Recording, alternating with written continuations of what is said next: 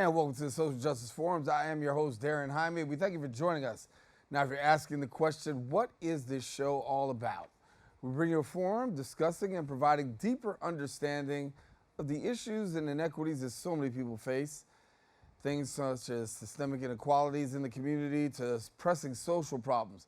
Our guests provide multiple perspectives and insights to help us better understand and address these challenges. So we invite you to stay connected to us. The Social Justice Forum starts now.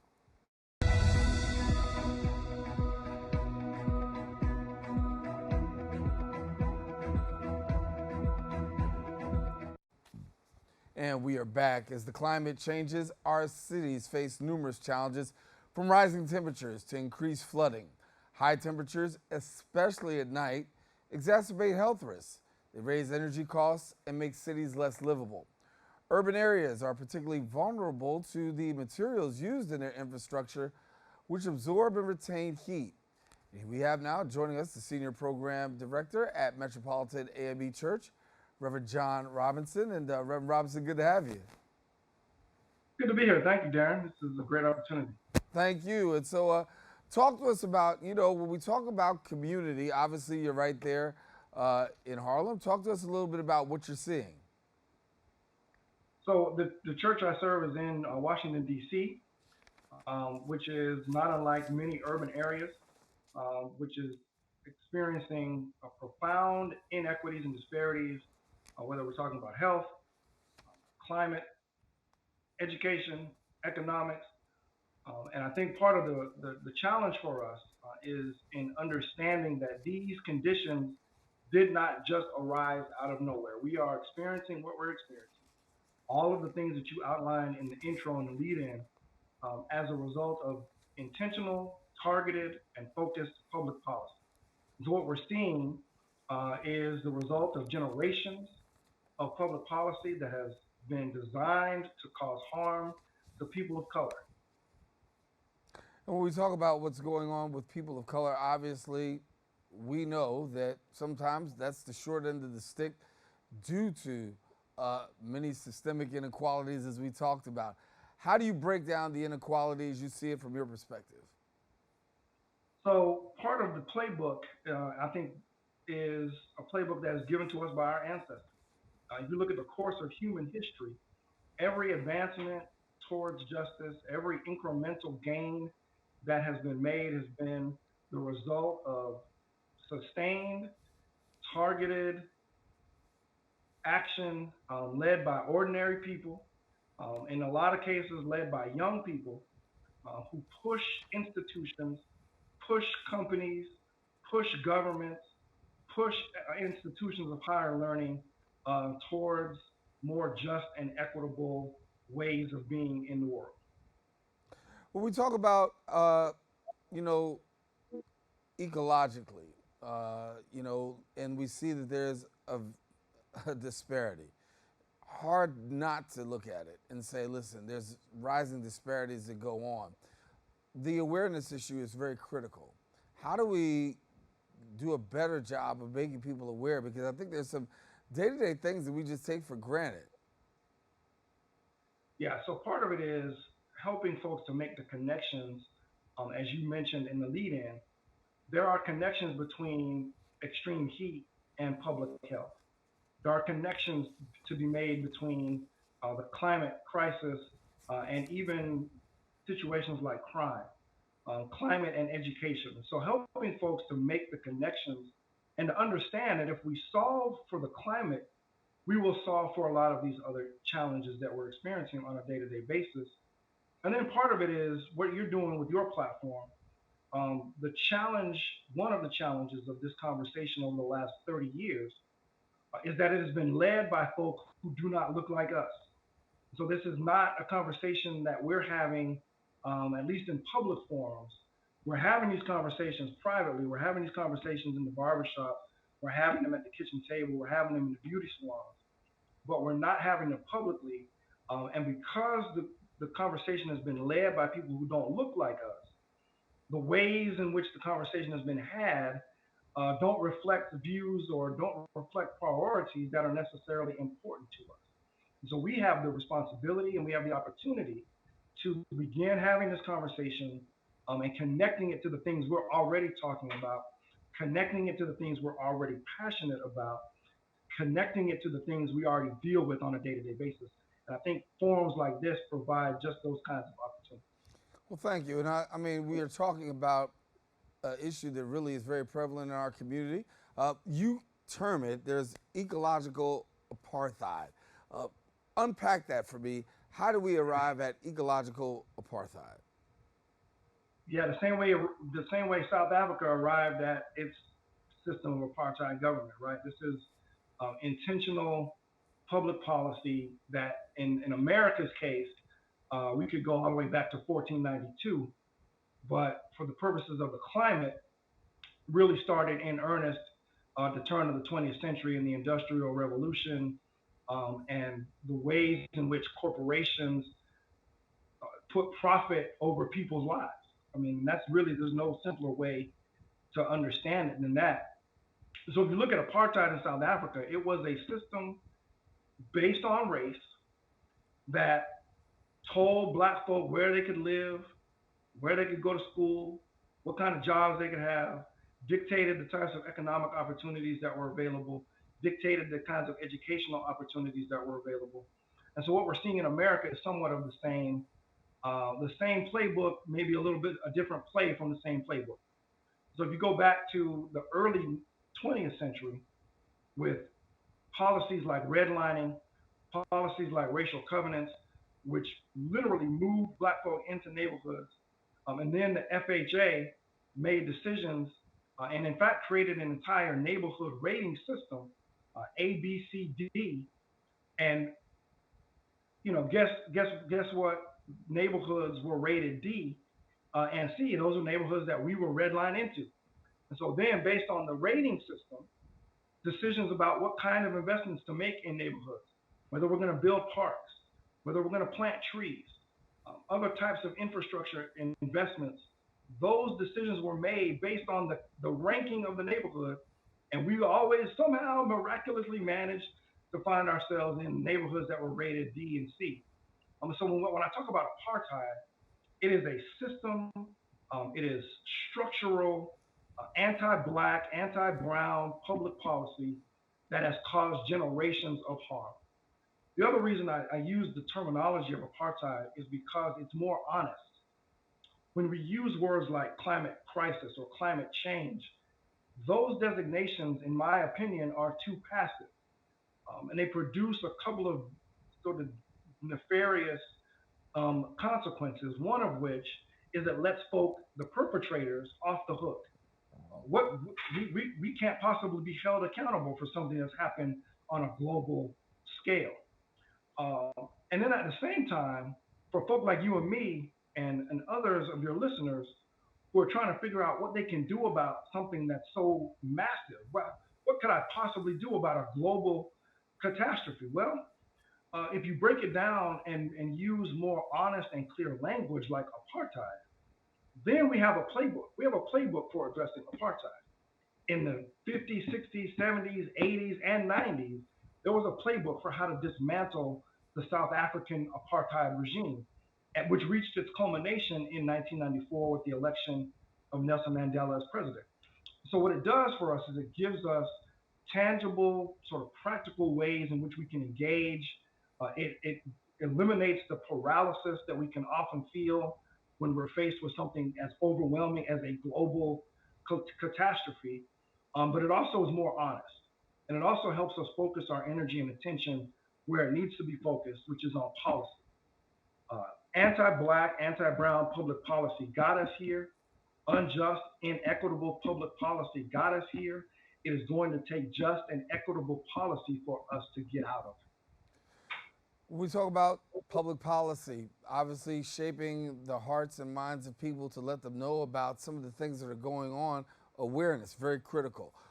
Let's talk about some of the things that people do need to be aware of. We're right now, dealing with a heat wave across the United States. And that has the potential of having some ramifications. Unpack to us how the heat, and while we're enjoying the summer and love the summer, has the potential to be quite adverse for many. Sure. So we all love the summer, but summer is supposed to happen at the end of June. What we've seen is that summer is showing up earlier and earlier because extreme heat is rising. And extreme heat disproportionately impacts folk who look like us precisely because of the infrastructure investments that I mentioned earlier. So we live in built environments that have uh, prioritized dark, heat absorbing surfaces. Our roofs are covered in dark materials, our sidewalks, our streets. There's no parks, there's no tree canopy. And so we're living in an environment that is built to be hot. And it's built intentionally to be hotter for us than it is for other folk. In every city across the country, the disparity in heat between what we call low income disadvantaged communities, which are really just a nice way of saying black and brown communities, the temperature disparity is anywhere from 5 to 10, and in some cases, like Dallas, 20 degrees hotter in black neighborhoods than wealthier white neighborhoods. Same time of day, um, on the same day. So those are the realities of the built environment. This did not just happen. It's not just suddenly getting hotter just out of the blue. It's getting hotter because the environments that have been the built environment that we have been forced into over generations is hot by design. So what does that do? It creates all kinds of adverse health impacts. We have higher instances of respiratory disease. We have higher mortality rates. We have our children miss more days of school because it's too hot to learn. We have employees who miss more days of work because it's too hot to work, particularly those who work outside.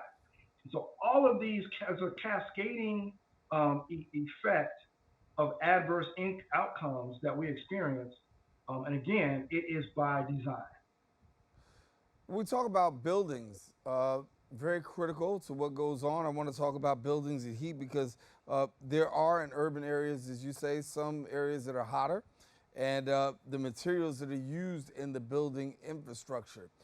Mhm. Unpack that a little bit more about the building infrastructure, the materials that are being used, and what can we do as a community to really raise our voice towards this? Yeah, so I'll answer the second part of that question first. What we can do is to put pressure on policymakers who are making the decisions about, how to, what kind of surfaces and what kind of materials to use. So when we talk about urban settings and urban heat island, surfaces determine or surfaces drive heat. So if you have surfaces that are dark that absorb heat versus surfaces that are light and reflect heat, right, you're going to get hotter surface temperature, you're going to get hotter ambient temperature, which is the air temperature around us.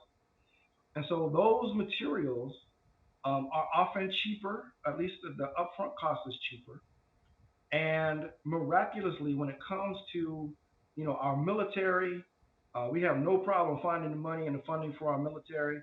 When it comes to building billionaire and subsidizing billionaire fantasy football and baseball and basketball arenas, we have no problem finding money for that through bond initiatives, tax incentives.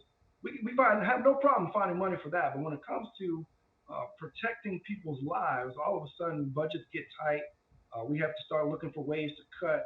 We cut education. We cut access to early childhood education. We cut free lunch. We make all of these cuts when it comes to protecting people. But when it comes to maintaining the wheels of capitalism, we got no problem finding the funding. It's miraculous. It's almost as if it was done on purpose. I want to talk about your foundation because you got a foundation. It's called Building Up Our Youth Foundation, and the work that's going on in educating youth to really make them aware and at the same time giving them some leverage as they journey on. Yeah. So I think for me, as I look at history, I'm a student of history, and almost every major movement that has happened not only in this country but around the world has in some way, shape, or form uh, either been led by young people or heavily involved young people. And so not only the passion but the intelligence and the ways in which young people engage the world, the ways in which young people think about things, have always been critical in helping us solve some of our biggest problems. And so I was a youth pastor for 13 years. Then I was a senior pastor for about 10 years. And in my youth pastor days, I always found myself energized, always found myself drawn to the energy of youth, high school, middle school, college, young people. So we started a foundation really to harness that energy and harness that power that young people have, to train them to be not only the leaders of tomorrow, but the leaders of right now. Because the truth is, folk, I don't know how old you are, but I'm getting up in years where I don't have too many more years left to do this work, and so we got to have somebody to pass the torch to. And so we have been training and working with young folks on a number of fronts.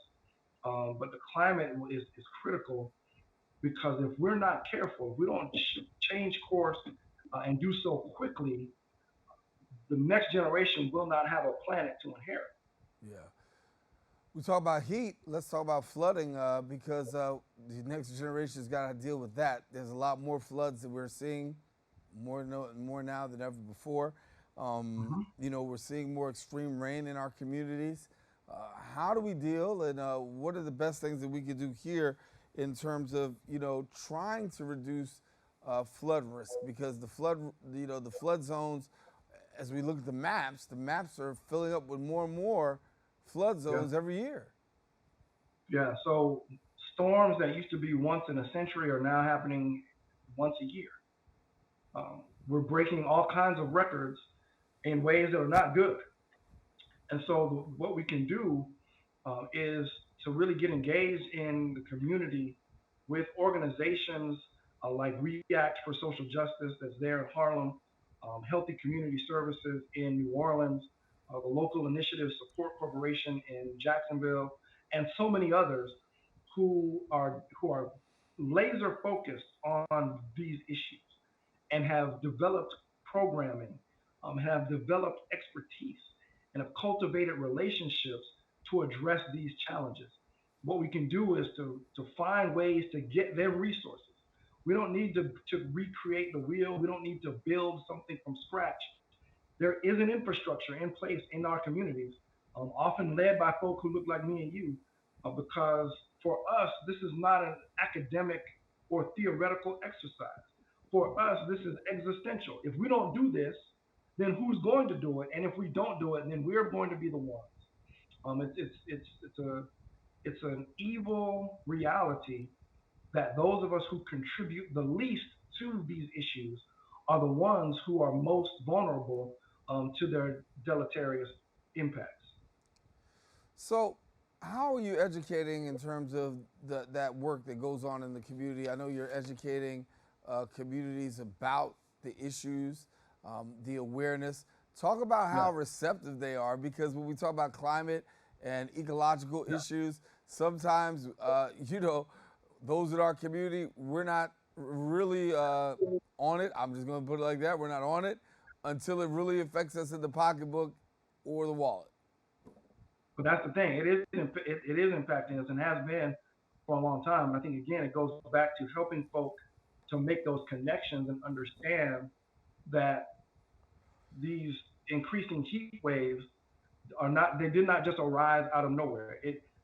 God did not just decide to turn up the heat on us, right? That's not what's happening here. What's happening here is the result of public policy that has been enacted over generations and generations. We're talking about a legacy of environmental racism where we have been redlined into communities that are vulnerable. We have been redlined into flood prone communities.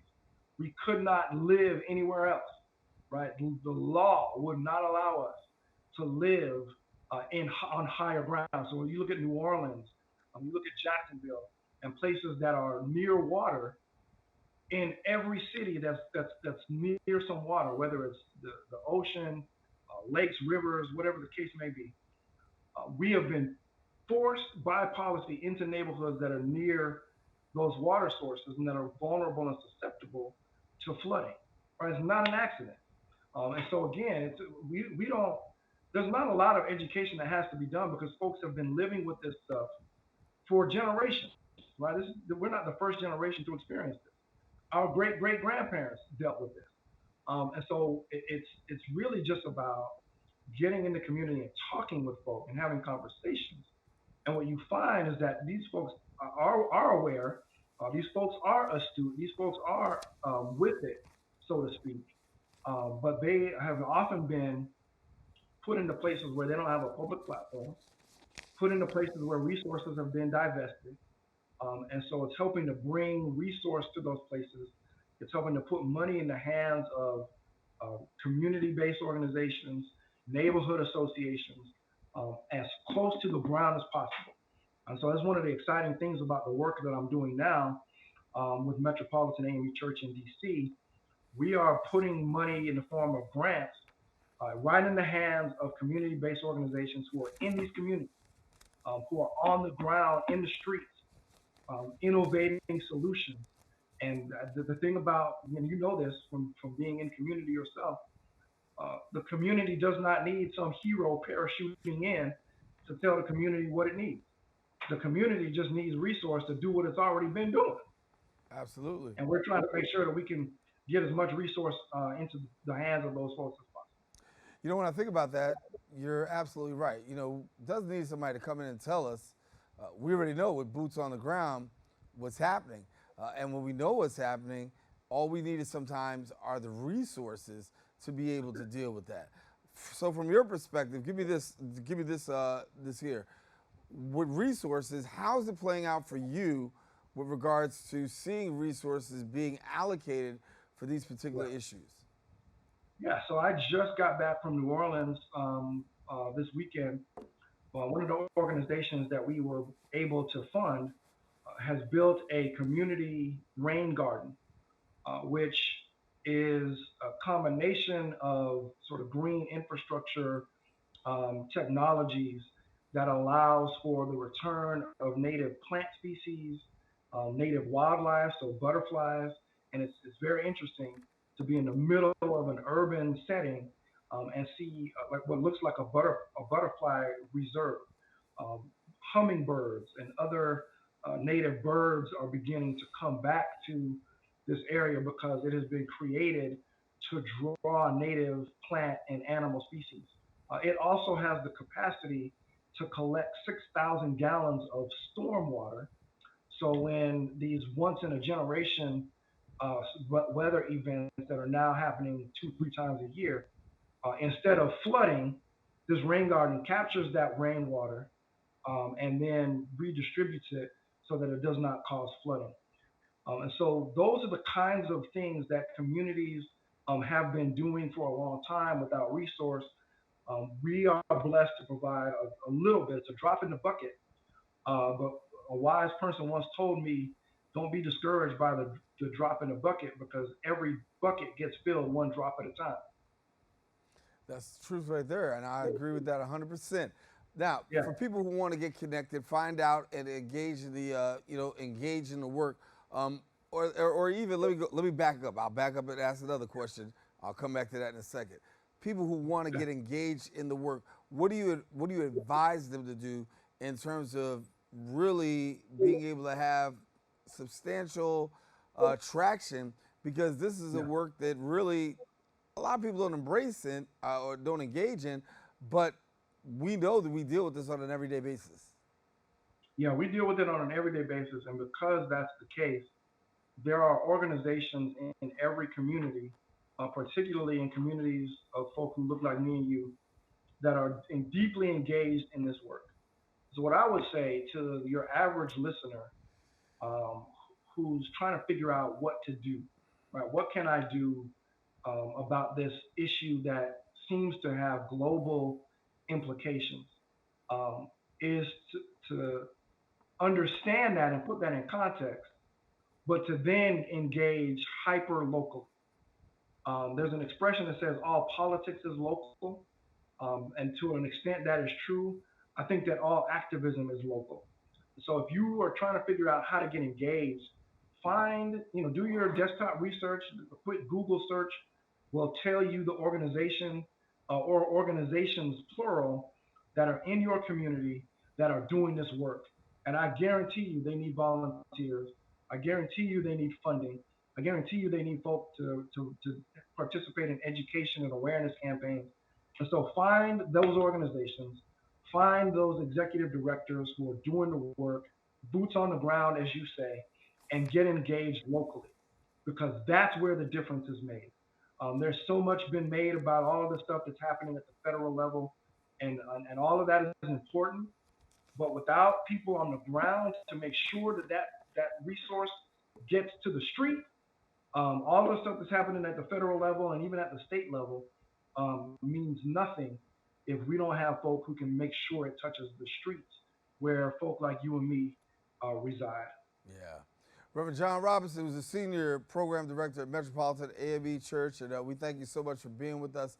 Appreciate you taking the time to really unpack some of this for us because it's very necessary and something that we very much need in our community. Coming us all the way out of Washington, D.C. Thank you for being with us. Thank you for having me. It's been a pleasure. All righty. And we are taking a quick break, but guess what? We'll be back with more right after this.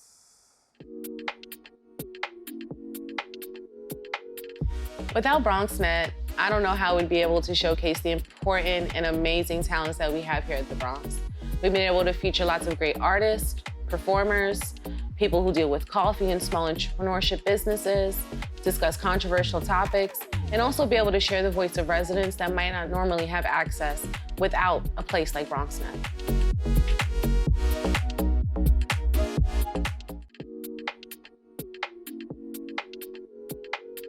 Hello, BronxNet. Happy 30 years, 30-year anniversary. Boy, that went by fast. And also, my 10 years here at BronxNet has gone by even faster. I have a show called Just Give Me the Mic. My name is Deborah Coco. And I just love everything about BronxNet. What I've learned here, I've actually taken my studio production class, my field production class, and doing a show here has opened up so many avenues for me. It led me to acting and meeting some incredible people. I've been hosting and just having an incredible ride. So I still love coming to the studio and having my face-to-face interviews just like it was day one when I came into the studio. BronxNet has opened up so many opportunities for people within our community. But nonetheless, happy 30th anniversary and keep on helping people to create their own dreams within the media industry.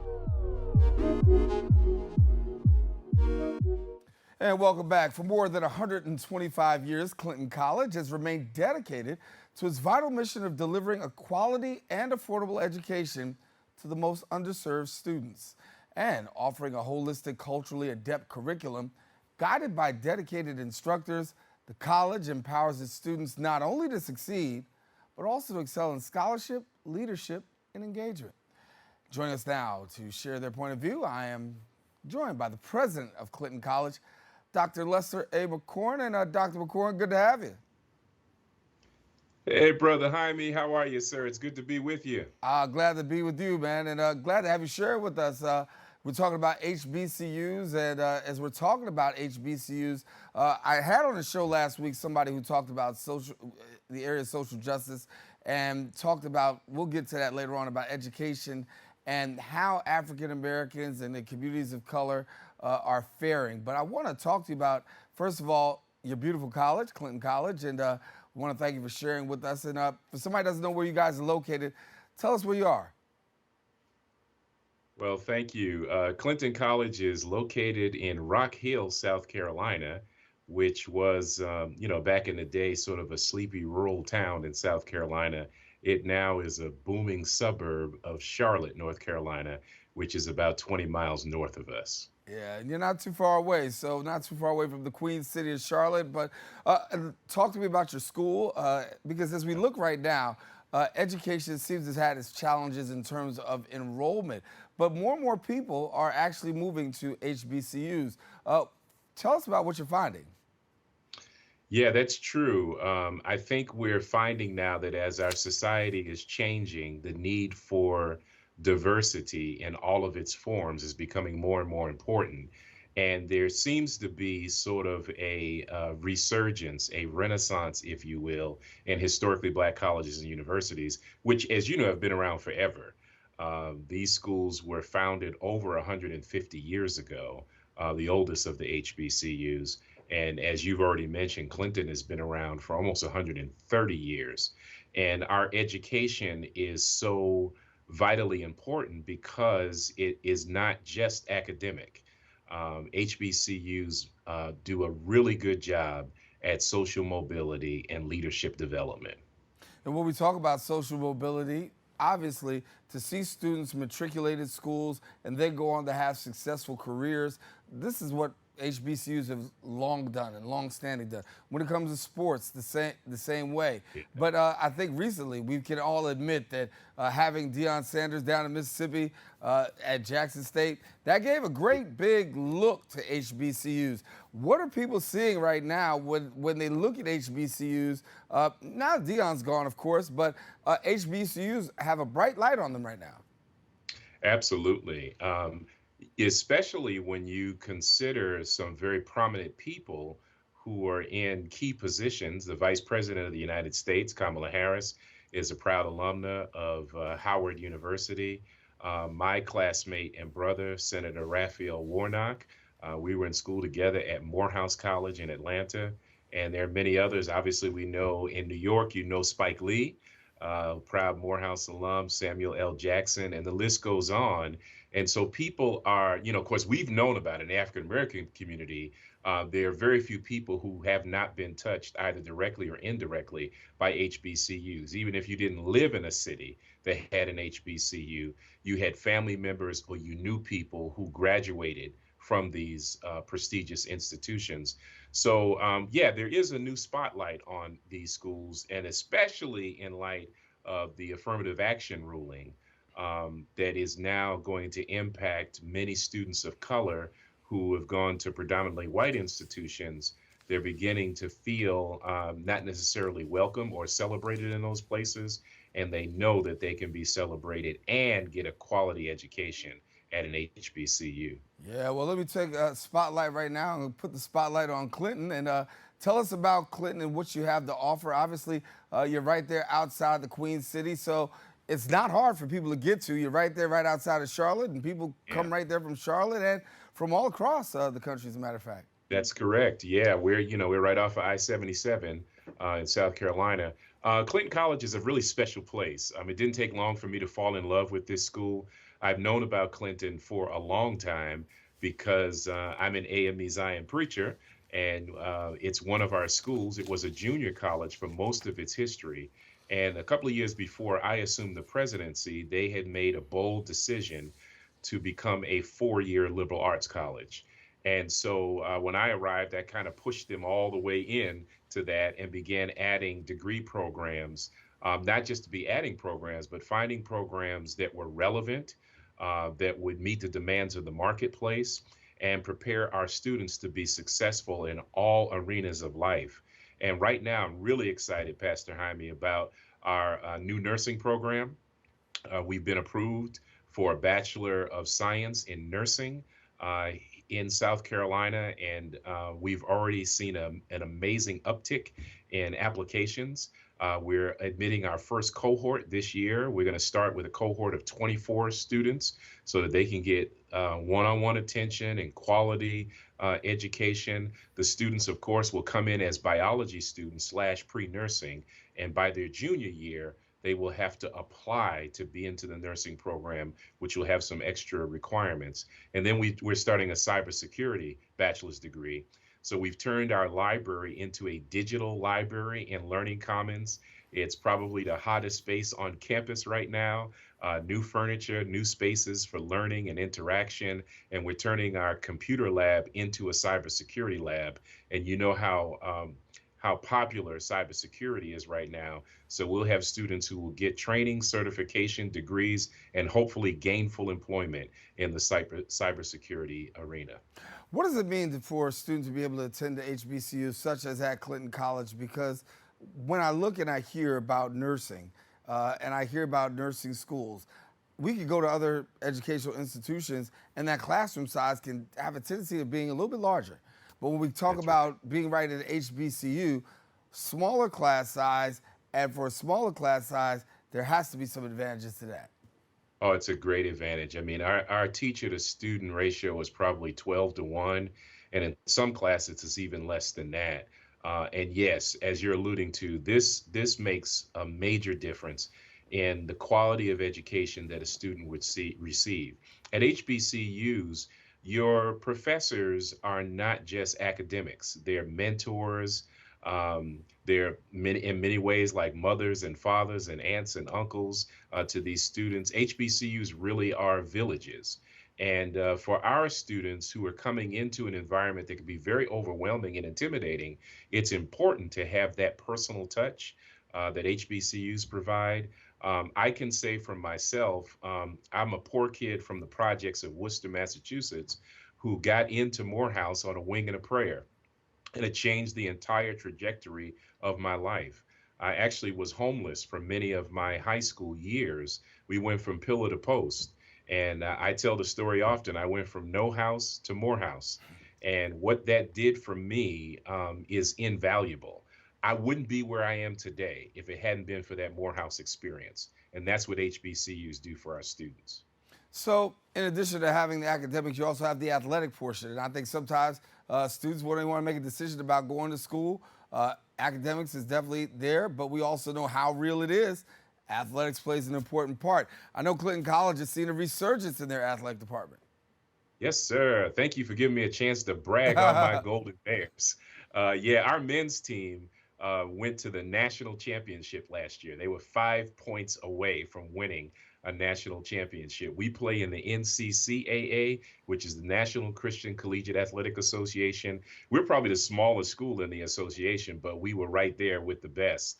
And our program has grown steadily over the last 5 years. We've won a couple of conference championships. We're recruiting players from all over the country. We got a few guys from New York who are playing at Clinton College. Our women's basketball team did the same thing. They went all the way to the Final Four. We had 3 first-team All-Americans, and we had the coaches of the year, men and women, came from Clinton College. And the National Women's Player of the Year came from Clinton College.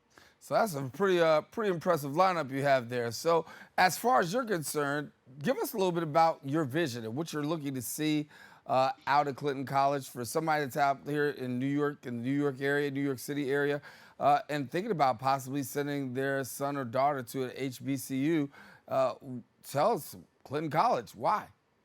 Yeah, so you couldn't have come to a better place. I mean, we're a school that really is on the rise.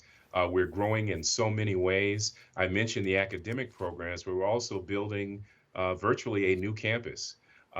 We just completed the construction of an academic center for excellence, which houses our new nursing program. I mentioned the library. We're getting ready to build new residence halls. We're becoming what's known as a work college, which is really exciting for our young people. A work college gives you an opportunity to gain professional skills while a student that will in turn pay for your college education. The average student who graduates from a work college leaves school with less than $10,000 in student loan debt. That's a game changer.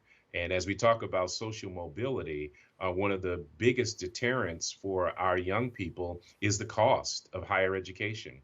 We are affordable. You could attend Clinton College right now, tuition, room, and board for $21,000 a year. And for a private school education, that's one of the best in the country. Amazing. I want to talk about religion for a moment because the college, of course, connected to the AME Zion Church. But not only does your educational institution offer great classes, there's also a chance to really delve into the area of religion. That's right. It is through and through. It's not an afterthought for us. Most of the people who work on campus have a very strong faith commitment. There are a lot of ministers on this campus, not necessarily pastors, but people who are involved in ministry. And we see what we do as a ministry. We do have a full-time campus minister who works with our students. And I just left our weekly gathering called the Beacon Forum. By the way, our tagline is we're a beacon of light. And so every Wednesday, the whole campus comes together for inspiration, information. And so we have guest speakers, and we have a little bit of worship in there. We just hired a new director of performing arts who's adding both the sacred and the secular part of our tradition as African Americans in music and song and dance and all of the arts. So yeah, it's who we are as a community. And our students, some of them come with no background. It's a different day where a lot of our young people didn't grow up going to church. So they're experiencing spirituality in a very profound way on the campus of Clinton College. And so for people who want to get connected to the college, find out more information about enrolling or possibly, sending their loved one there, what do they do? Yeah, go to www.clintoncollege.edu. Follow us on all the social media forums. We're on X, Instagram, and TikTok. And we'll be happy to engage with you. Our admissions counselors are ready to answer any questions that you have. And if you're in the area, we'd love to have you stop by our beautiful scenic campus on Crawford Road in Rock Hill, South Carolina. And again, Rock Hill is about how far from Charlotte? About 20 miles south. Yeah, so for somebody who wants to make that trek down there, they can possibly do that and see, you're close to a major airport and the college is right there. And as you said, you're finding now more and more students are coming from across the United States. That's right, and other countries. I've got a volleyball player. I forgot to mention our volleyball team, which had its inaugural season last year. They look really good. We've got esports. We're getting ready to add softball and baseball and cross country track. We've got a volleyball player from Serbia. I got another student from Guam. I've got students from California. From the Midwest, from the South, and I mentioned New York. I've also got them from the DMV in DC, Maryland, and Virginia. So yeah, our students come from all over. The largest demographic, of course, is South Carolina and Charlotte in North Carolina, but we're now attracting students from all over the country. And that question everybody's asking about scholarships, financial aid opportunities, break it down for us. Yeah, thank you for that. Yeah, we do really good at providing scholarships. So we do have presidential scholarships. We have service and learning scholarships. We just got a major grant for our STEM programs. So we are offering scholarships for students who are entering the STEM fields, which basically are full tuition scholarships. So yeah, there are many opportunities, and we work really hard with our students to make sure that that financing would not be the reason for them to not get an education. Yeah. I was talking with a guest last week, and we were talking about, affirmative action, and the affirmative action rule that really damaged, in my light, a lot of African Americans when it comes to going to Ivy League schools and also these other institutions. Your thought, if you will, on that affirmative action rule. I had my say last week. I'll let you take it away today. Yeah, I agree with you. I mean, there are just forces in this country that want to take us backwards. And what we're seeing is the manifestation of years of just disappointment. We thought that we had these things settled in the 50s and 60s, especially with the Civil Rights Act. And now there is an attempt to undo this because of these grievances that some people have about equity and equality and justice in America. And one way to undercut this is through education and affirmative action. However, as detrimental as it will be to many students, I went, of course, I went to an HBCU undergrad, but I went to an Ivy League school for my graduate education. And I can honestly say that the education I received at Morehouse was just as good, right? So you don't lose anything at HBCUs. And so many of us are standing right now with our arms wide open, ready to welcome back our students who are not, who have not been celebrated the way that they should, and they will experience the love and affirmation that you experience at a historically Black college or university. And when we talk about HBCUs, we know that, as you say, you're standing with your arms wide open, and that's a college president with his arms wide open. We also know the athletic directors of these coaches are standing with their arms wide open because, let's face it, we're seeing right now Division I athletes make commitments to go to HBCUs. We've seen Division I athletes say, "Listen, you know what? I'm going to take my talents, and I'm going to HBCU. I want to support my community. I want to be with students of my own." And there is something special about the community experience. When you went to an HBCU, what was that community cultural experience like for you? Oh my God, it was transformational. I'm from Worcester, Massachusetts, which when I was growing up, there might have been 5,000 African Americans in the whole city. I mean, I grew up in a predominantly Black community, but it was diverse. When I got to Atlanta, I blown away. Atlanta is the Mecca, and when I was there, Atlanta was on the cusp of really blowing up. But I saw African Americans in leadership. I saw a Black mayor. I saw Black city councilors. I saw Black business people. Obviously, I saw Black athletes. I saw people in prominent places, and many of them would engage with us as students in the Atlanta University Center. I also had the wonderful opportunity of being a congressional intern to a new congressman by the name of John Lewis. You can imagine what that did for me. I didn't realize who he was at the time, but the impact that he had on my life shaped my sense of responsibility to community and to fight for social justice, because there was no other person who had fought harder than John Lewis. And to be exposed to that immediately impacted my ministry. I was a pastor when I was in college, and I led a whole protest in the city of Winder, Georgia, because I believed that's what I was supposed to do because of the impact that I had at Morehouse, the alma mater of Martin Luther King Jr., and being an intern to Congressman John Lewis. Yeah. So for yourself, when you think about social justice, you've been very heavy in the fight for social justice, not just in the HBCU ranks, but as a preacher and a pastor, as an educator. Talk to me about where you see social justice right now, because it became a more, I'll say, a more catchy word to the wider public, WIDER, wider public, when we were in the situation of George Floyd. When we were in the situation where we were at home during COVID, it seems as though social justice received the props that it deserved, and more people understood what social justice really was all about. It wasn't just about making noise. It was really about pointing the light and also bringing equity and equality. That's right. Yeah, no doubt. For us, social justice is who we are, right? It's not an add-on. It's not something we do on the side. I'm a part of the African Methodist Episcopal Zion Church, as you are, and we're the Freedom Church. I grew up knowing about Frederick Douglass and Sojourner Truth and Harriet Tubman.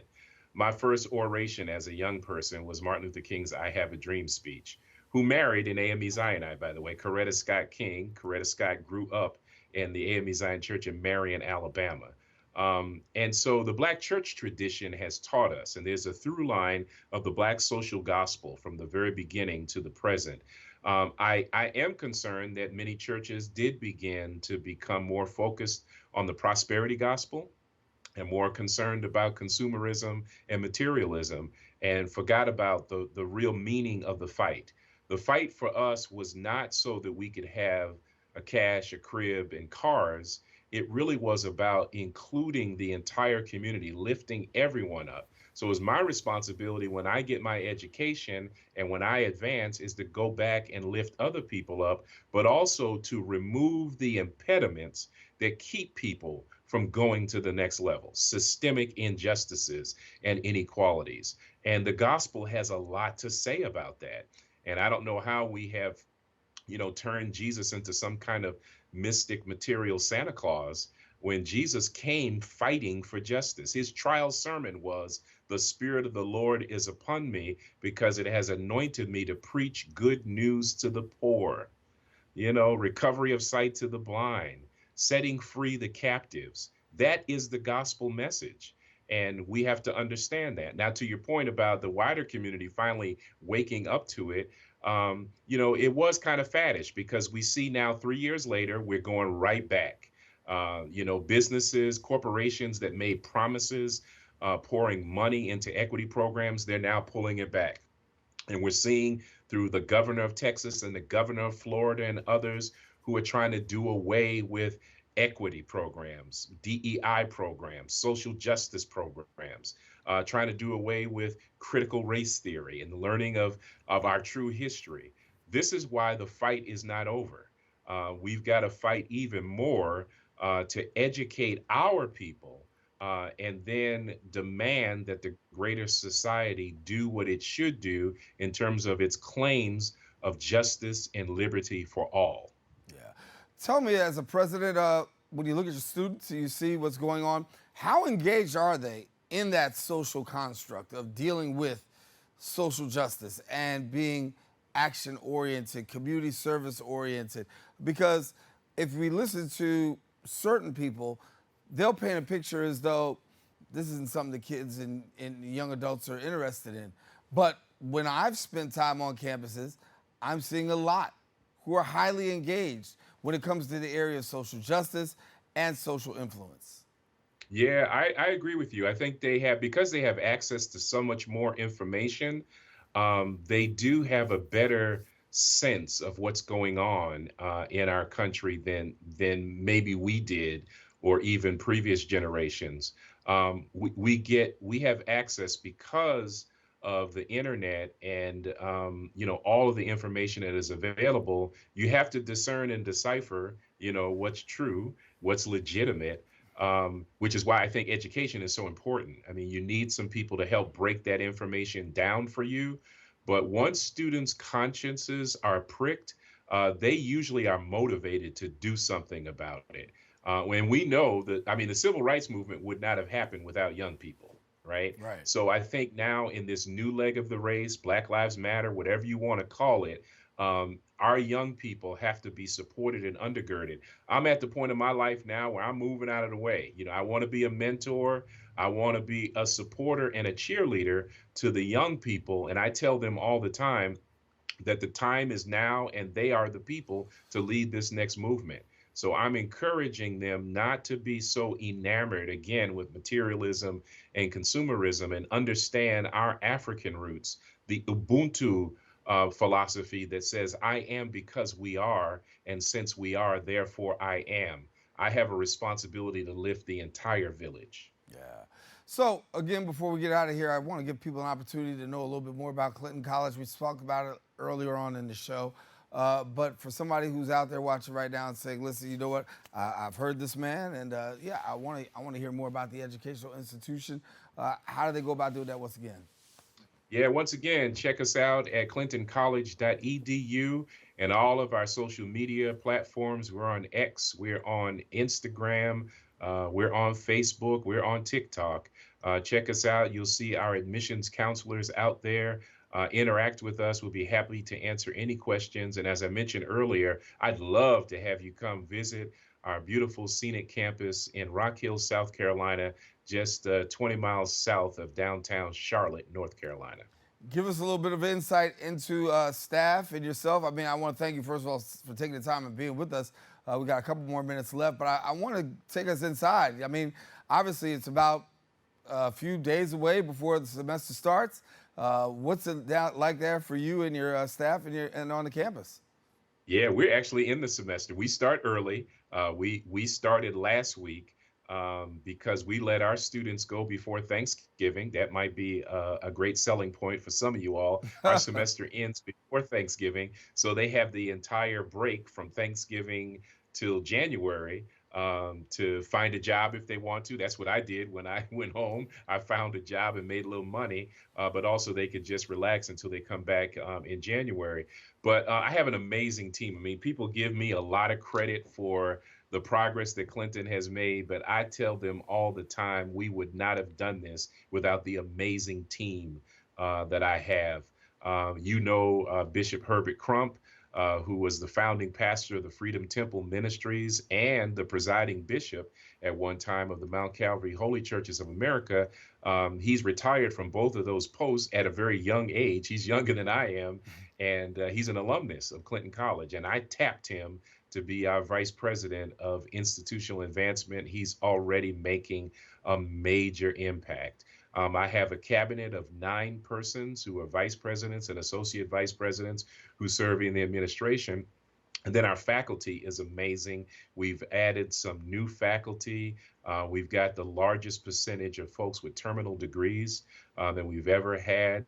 Our STEM program alone has 75% faculty who have PhDs. So that tells you the quality of faculty we have. And we mentioned our athletics program. We just hired a new athletic director who's coming on board. And we have men's and women's basketball, volleyball, and then, of course, esports, which is growing in leaps and bounds. And let me tell you about esports, Pastor Jaime. You may know this, but esports is probably the only sport that you can go out and actually make some money without doing the NIL thing. Yeah. Right. These students compete and they're winning literally hundreds and thousands of dollars in these competitions in esports. So if you're a gamer, you come on and join us. We're also looking at developing whole degree programs around gamification. So because STEM is growing so much, I feel like that's the next big wave for us at Clinton College. So that gives you sort of a snapshot of who we are. And I'll add this too, that Clinton College has become a major player in the city of Rock Hill. There's a whole new master plan for developing the south side of Rock Hill, which has been systemically disinvested and disenfranchised. We're now leading what's called the Clinton Connection Action Plan, which brings all of the organizations on the south side together for a master plan for economic and community development. And Clinton College is at the heart of that plan. In our, and I should have mentioned this earlier, in our master plan, we're also building what's called the Beacon Center, which is a large complex for athletics and recreation on the campus of Clinton College, because we got to have a great arena for these wonderful sports teams we have, but it's also going to be available to the community. And we're partnering with the YMCA of Upper Palmetto to provide programs for our community. So we really are a community-centered HBCU. Well, I want to thank you, Dr. McCorn, for being with us, sharing a little bit about Clinton College at HBCU. That is definitely worth spotlighting and definitely a great conversation when it comes to social justice. I know you've been on the forefront and continue to be on the forefront for that, even in your academic capacity. So thank you so much for being with us, and thanks for being here. Thank you, Pastor. All the best to you. Well, we come to the end of our show today. We hope that you enjoyed this week's discussion on the Bronx Social Justice and Anti-Violence Forum. Now, for rewatching this week's edition, catch the recablecast right here on BronxNet.org. And if you want to join the conversation and present your point of view, visit our social media at BronxNet TV. Join us next week. We'll continue to elevate the discussion and bring further awareness across the globe. I'm your host, Daren Jaime, saying take care and God bless.